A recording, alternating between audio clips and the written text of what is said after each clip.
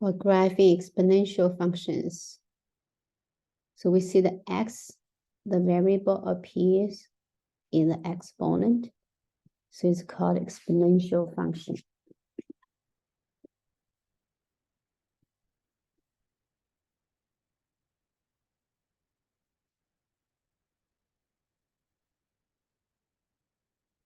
It's a standard form.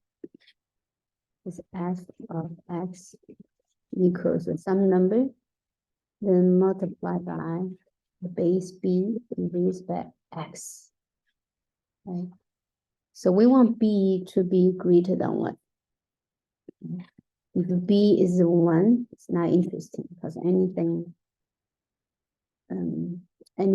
we want to be greater than 0. We want b to be positive number, and also we don't want b to be 1 because 1 raised by any number is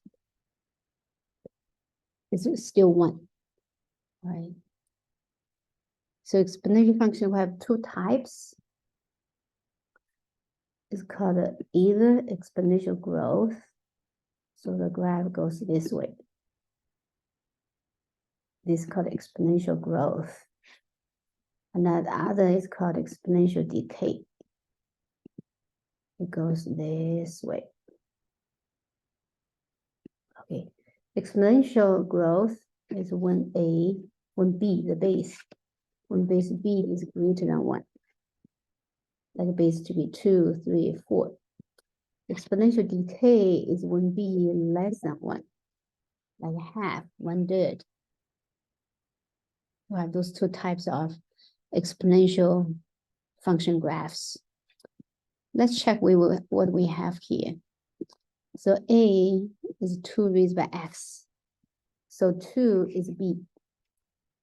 And 2 is greater than 1. So we have this kind of graph. So we want to graph at these 5 points. X equals -2. Well, when x equals -2, what do we have here? 2 raised by -2. That's 1/2 squared, which is 1/4. Okay. So -2, let's see, this is -1, -2. So this point will be -2 comma quarter, right? Then -1, 2 raised by -1, that's half. So we'll have this point, -1 comma half, that's 0. 2 raised by 0, that's 1. So this point is 2 comma 1. Then 2 raised by 1, it's just a 2, right? It's a 2. Then 2 raised by 2, that's 4. Okay. So we want to graph this 4, use these 5 points to graph. B, 3 raised by -x. Remember, 3 raised by negative number is 1/3. So this one equals to 1/3 raised by x. So the base is less than 1. So we have this graph. We also want to evaluate at -2, -1, 0, 1, and 2. If x is -2, 3 raised by -2, that's a 3 raised by +2. So we get 9. So -2, we get a y value to be 9. So we have -2 comma 9. At -1, we have 3 raised by -1, that's a 3 raised by 1. So -1, we have 3. 0, 3 raised by -0, that's a 3 raised by 0, which is a 1. So we get the 0 comma 1. 3 raised by 1, we get 1/3. 3 raised by 2, we get 3 raised by -2, we get 1/9. So these 5 points. So 1/3 is less than 1, so we have exponential decay. C, the base is 4. 4 raised by x. So again, we have this graph, exponential growth. So we're on the graph at 4 raised by -2, which is a 1/16. 4 raised by -1, which is a quarter. 4 raised by 0, which is 1. 4 raised by 1 is 4. 4 raised by 2, that's 16. 5 points. Or D, half raised by x, or also can be written as 2 raised by negative x. So the base is half, less than 1, we have exponential decay again. We also use the 5 points. Okay. So half raised by negative 2. You can think as 2 raised by negative 2. That becomes 2 raised by 2, which is a 4. So 1 comma 4. 2 raised by negative 1. That's 2 raised by 1. So I have negative 1 comma 2. Then 2 raised by 0. That's 1. 2 raised by negative 1. This is half. 2 raised by negative 2. That's quarter. So those are exponential functions. So I have two types. Exponential growth, if the base is greater than 1. Exponential decay, if the base is less than 1. So in A, B, C, D, 4 cases, our A just equals to 1.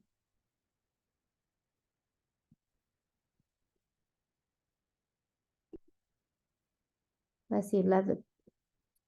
This is exponential function used in life applications, especially for financial industries. So compound interest formula.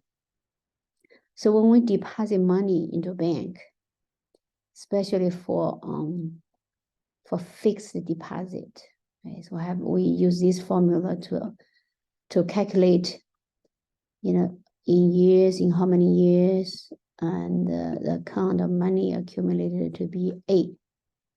And P is the principal, is the starting money you put it into the bank or financial institute. R is the interest rate. N is how many times the interest is being calculated, or the word compound mean. Compound means the bank calculate the interest that depends on your principal, then add the interest to your principal. So next time when you calculate the interest, your previous interest plus your principal. So N is how many times the interest is being calculated in a year, or how many times it's being compounded in a year. So if compounded continuously, so it becomes this one. Amount of money after certain, T represents how many years. So T is the number of years. The money is in the account. If compound continuously, that becomes principal multiplied by E. Remember, E is the Euler number. It's a 2.71. A keeps going. And R is your interest rate, annual interest rate. Okay, R is the annual interest rate. T is the number of years the money stays in the account. So we want to calculate A. So principal is $3,000. And the annual interest rate is 4.5. And compound annually means once a year. That means N equals to 1. This is the bank or the financial institute only calculate the interest yearly. 12 years, that's T. So let's see. So we have A equals, in this case, our A equals, let me write here. After 12 years, the principal is 3,000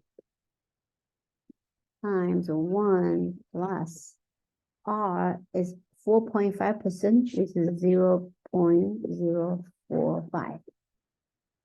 Then divided by N equals 1. So divided by 1, then raised by R times N times T. N is 1, T is 12 years. So we have 3,000 times 1.045 then raised by 12. So we need to use a calculator for this, right? So when we punch into calculator, so we need to punch into 1.045 raised by 12 first. So let me use my calculator to get the number. So if I use my calculator, I first press 1 point, you know what, my calculator doesn't have the, it doesn't calculate exponential. Okay, so you can find on the calculator. So basically you press 1.045 raised by 12 first, then you multiply by 3,000. If you want to type in 3,000 first, then you need to give parentheses for 1.045 raised by 12, right? So for B, we just have different numbers. So principal becomes 18,000 now.